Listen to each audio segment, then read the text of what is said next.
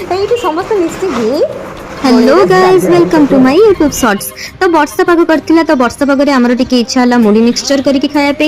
तो आम पाखरे किछि बड़ जगह नथिला सेति सत्यतर टेक्नोलोजी यूज करके से गोटे बड़ जगहटे बनैतिला। देखो केते सुंदर से बनैछि ताको लाज लागुला एते मुह लुचौथिला। तो एठी आमे टमाटो पियाज आउ सब कटाकटी करियारे लागि गलु।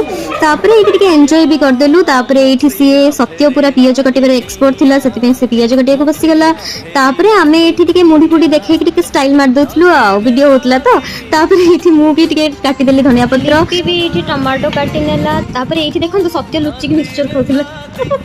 तापर मु ये कंचा लंका काटी नेली हमर काटी के सब रेडी हे गला। तापर हमें मुड़ी पकई नेलु। तापर जेहेतु भोक लागुथिला तो हमें सब सही सुखिला मुड़ी भी चोबई नेलु।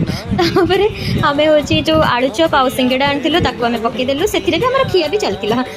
तापरे मु पियाज टमाटो कंचा लंका मिक्सचर पकई नेली। तापरे लास्ट रे तो आचार न पकईले मुढ़ीटा अधूरा रही जाए से आचार पकईदेलु। देन आमर मुढ़ी की रेडी हो गला। एबे देखंतु आम मुढ़ीटा केते सुंदर देखा जाउची। देखिकी इच्छा होची ना खाया पे तो आपण माने भी बनांतु।